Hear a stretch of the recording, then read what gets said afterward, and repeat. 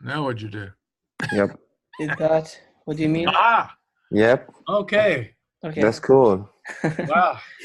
You look. I guess you look long enough, you'll find a river in Saudi Arabia, huh? All right.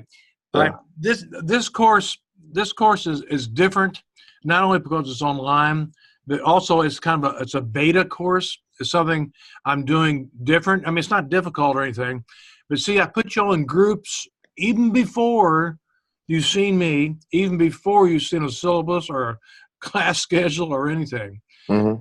And the reason I do it, a lot of reasons probably, but one of them is to emphasize the importance of this project. This is like half your grade.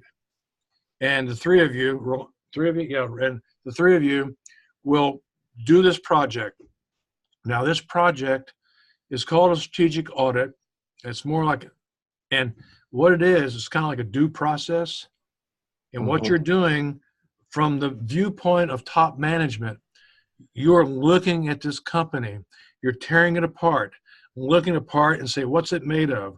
What are they doing? Are they going to reach their goals, their sales, their revenues, their stock market share? Is all this, are they going to be able to do this? I want to know because I may want to invest in this company. I may want to buy this company. You take like, in this country, a lot of us cherish a investment tool we've got called 401k or 403b is called here at the institution. But the company we work for, if we put $1 into this fund, they'll put $1 in, up to $10,000. It's one of the best investments you can make in this country. But you put all that money in, and so that kitty, that bank there, has got millions and millions of dollars. Well, it's managed. And that management company says, well, we got to do something with this cash, obviously. So we're going to buy stocks and bonds, stuff like that. But what stocks do we buy? Well, someone is doing what we're doing here. They're looking at this company and saying, is this a company we want to invest in for the future or not? Example, my wife and I were looking at either buying stock in Ford Motor Company or General Motors a few years ago. So we did something like this. And we decided to go Ford instead of General Motors. Well, it didn't matter because both of them we would have lost money, and we did. Okay, not a lot, but we lost money. But that's one of the things we're doing. So this is an exercise. This is a task that's always ongoing inside your larger companies where they're involved in buying or utilizing or doing business with other companies. I did this in my industry. I would look at one time we said we're in pharmaceuticals. We decided we wanted to get into the vaccine business. Well, so we did this. We did a strategic audit as much as we could of 4 or 5 different vaccine companies. It was difficult because most of them were private. It was hard to find any information from them. Only when you could is when you really started due diligence and you're really formally making an offer for them. But that's the reason your job between now and next time I talk to you, next time at the end of the weekend, you're going to have to tell me what company, what publicly traded company you want to investigate. I don't care who it is. We just agree. And if you know somewhere about what it can be a foreign company, but as long as it's publicly traded, so you can get contact, so you can get a hold of their financials and everything. I say U.S. company because we've got the U.S. databases, we got SEC filings, we got annual reports and stuff like that. Not that you don't other places in the world, that's not the point. But unless you speak German, you're probably not going to be able to do much with Boehringer Ingelheim or something like that, okay? So, so take a Walmart, take a Starbucks, take a Tesla, take a Lowe's, take something like that.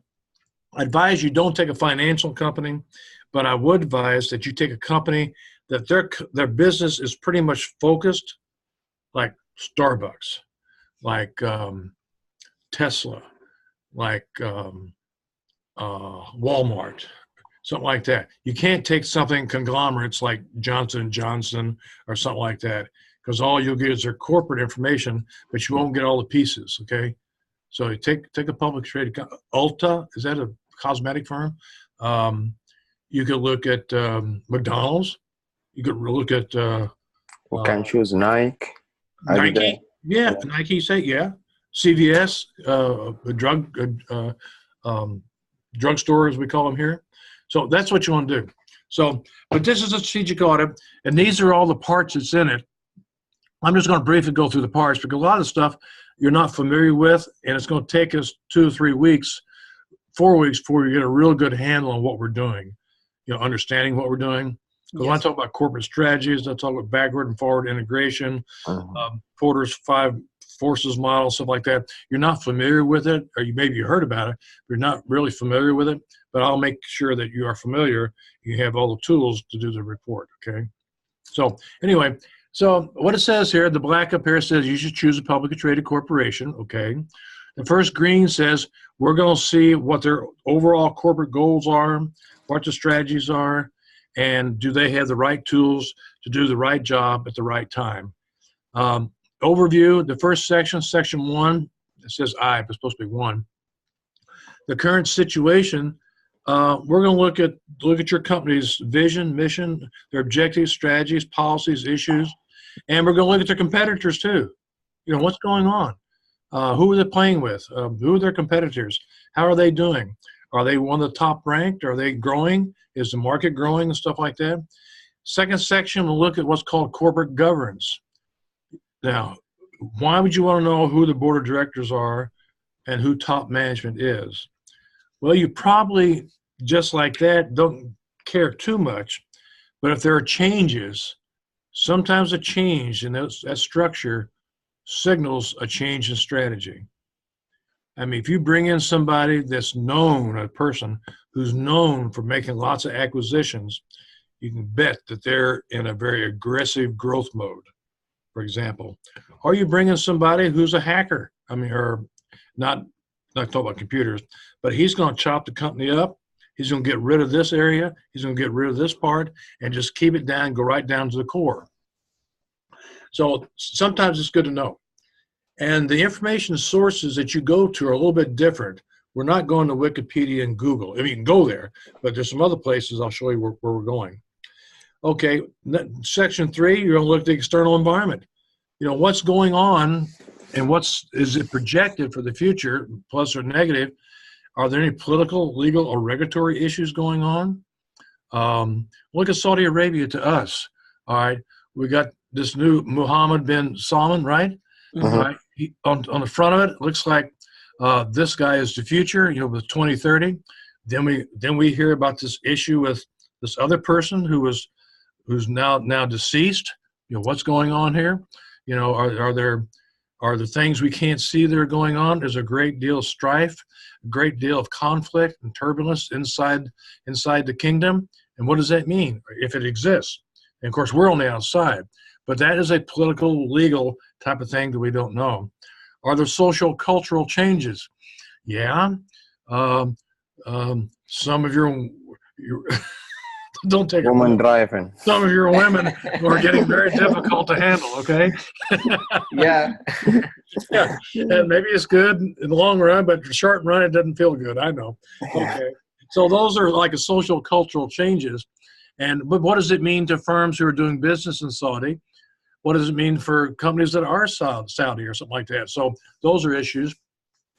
Are there technological happenings, platforms going on by competitors that are going to eat your lunch if you're one of the businesses in here? If you're a global firm and you're doing all your manufacturing in China, you got all these trade issues coming up with Trump and everything, you got to be shaking. So those are issues. So that's what we need to look at, okay? On the other hand, if you're not in China at all, where do you expect to get your growth? Nigeria? Nothing against Nigeria, but probably it's not going to grow your business very big if you start spend a lot of time in business in Nigeria or Australia or Austria or someplace like that. Anyway, so that's the external environment. Down here, B, talk about competitive forces. Porter's 5 forces model. Have you all ever heard of that? Porter's 5 forces model? Okay. No. Sometimes they hit on it, sometimes they don't. But you do in this class. But I'll show you. It's a model thing that you make, and what it does, Porter's five forces model really is supposed to give you an idea just how attractive this market is to make profits, to make good business, okay? That's what it's for. And there's the bits and pieces. We'll talk about that. We don't need to talk about any detail tonight, okay? And then C, D, E, and F, G, we'll talk about those kind of things also. F is a competitor analysis, and I've got an example strategic planning activity I'll show you. And that's where you actually learn how to do a SWOT. Not a SWOT grid like you've been taught, but a full-blown SWOT. Totally different than what you probably did in class, okay? Then in section 4, you're going to be looking at the internal environment as best as you can. It's one of the difficult parts. Internal environment of the firm itself. Decision-making, is it centralized? Is it handled in different groups, different subsidiaries, more federal or feudal in that respect, or is it real centralized? What is the organizational structure? Is it really got a lot of layers in it, which would suggest how nimble they are to change, to change with the environment?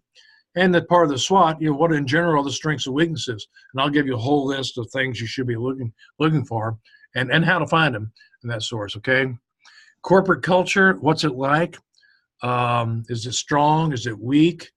If it's weak, it suggests that they could lose their direction. They could lose momentum. They could lose a lot of business because they're not running on all 8 cylinders, as we used to say, okay? And what kind of culture is it? Is it nurturing and learning culture, or is it very, very difficult for employees to enjoy what they do? Okay. And then in section 5, this is where you make your money, make your grade, excuse me. All right. You've done your research, and now you got to decide what kind of shape are they in? Their mission, their objectives, do they make sense? The strategies that they are employing, based upon what you've done the research, you'll say, well, they're doing okay, but they probably could be doing better, ... whatever it is. And so then you come to section 6. And section 6 is based upon your analysis, all your research, your analysis, and you're going to suggest that, well, they should keep doing this or that, but there are 2 other things, maybe, at least 2 other types of strategies that they should be employing. You take like Walmart. Now, we know that Walmart, their major business level strategy, their major overall business strategy is low cost, right? Yes. And there can only be one low cost firm. It happens to be Walmart, as we know it. But that position is tentative. Amazon, people like that are biting away at them. So maybe they should be looking at some other things like getting quality, having an area of quality somewhere. Nobody goes to Walmart to get what we call high quality. You don't go there to buy a suit, unless you're cash poor and you're one heck of a hurry and you want to get it off the shelf, okay? You don't think of them being very innovative, because innovativeness costs money. And you certainly don't think of them being very service-oriented. You walk in there, and you might as well be the only person in there because nobody would help you. If they did help you, you probably don't speak their language. It's not English. It's not Arabic either, okay? All right, but that's kind of the point. But, you may say, well, this firm really needs to make some acquisitions in this area here or there to be competitive. This company really needs to maybe create a joint venture with another firm in order to compete in Europe, or compete in Asia, somewhere, China, Saudi Arabia, something like that. Or you might say this company needs to get rid of some of their businesses, okay? You're not really good at this. Get back to your core business of making cars or something like that. General Motors used to have their own finance company. You go to buy a car, they'd also have their finance company. It's kind of like one-stop shopping. It was probably the most profitable part of their business, but now they don't do that. And they help you find finance, but they don't have their own finance company anymore, okay? So things of that sort. So you're going to have to come up with a couple ideas, and you're going to have to defend it. Now, you defend it right or wrong is not really, it's how well you defend this strategy, this corporate strategy that they should pursue. Remember, it's almost like you're a consulting firm, and you're looking at this company, and you're reporting how good, how bad this company is, whether you should buy more stock, sell the stock, or just hold what you've got, okay?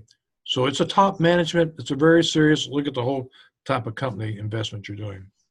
Going down, the rest of the sections we'll cover later. Going down to the next page, please. Yeah, just go ahead. Okay, so it says here, oops, it says references would most likely be sourced from our JU library databases. These sources would include things like LexisNexis, First Research, Hoover's, Value Line, Mergent Online. You go to our website, the JU website, and you go to the library, and then you go where it says A-Z databases, and you look up these databases. Now, they may have a whole list of management databases or something. You can go there. But that's where you're going to find a lot of your information, and we'll talk more about it. And you'll have some exercises to find some things too. Okay. So that's what your major project is, guys. And it's about half your grade.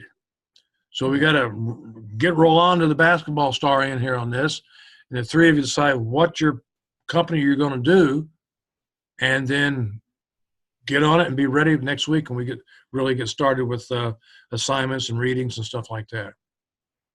Okay. So first we have to pick the company. Yes. So then we have to follow the instruction with the... Yes, yeah. You follow the outline, and I'll be teaching these things. You know, like the first thing you'll see is the strategic management process, those slides, and then I got business level strategies. I got functional level strategy slides. I got stuff on corporate strategies and stuff, all that kind of stuff, and some exercises on using the library and stuff like that to help you do all this stuff. So this is like you had management, you had marketing, you had IT, you had finance, accounting. Now you look at the whole big picture, the whole big company as a whole, okay? So that's what it's all about, guys. I have a question. Is that the only source can we use, like JU library? Oh, you can have the sources, yeah. Other sources, you say? Yeah. Yeah. The sources. Yeah, I mean, you'll use Google. You'll use something in Wikipedia, not Wikipedia, but maybe some of the sources inside Wikipedia. You know, what they write up is you never know where it's coming from, okay? But there's sources you can. But you can Google things, stuff like that. But I want you to learn the databases. This is where the power is. Okay. It's just the three of us, guys. You know, some weekends, I don't do it much anymore. Someone would come to me and they say, "Hey, George, would you tell me what you know about this company? I mean, do I really want to invest or look at buying this company?" And for $5,000, I spend about 12 to 16 hours over the weekend and write up a 20, 25-page report with a bunch of attachments, send it off, and send them a bill for $5,000. That's because I knew how to get this information. LexisNexis is an absolute amazing thing. It basically tracks every newspaper and journal in the world.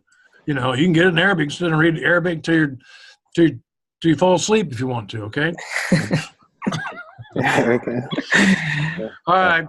I got 4 minutes to my next meeting, okay? Okay, thank you very much. Okay, you're welcome. Find out what the, decide we'll get back with Rolanda, is that her name? And find out what company you want. And then at the end of the weekend, Monday for sure, go back to Blackboard and see all the stuff that's there for you, okay? Okay. You don't worry about anything else. Just think about a public trade company. Okay. Okay, I'm going to leave the meeting. Okay. Thank you so much. Okay, wait Have till a I nice get off day. before you start talking about me, okay? No, have a nice day. Thank you so much. See ya. Bye for now. Bye.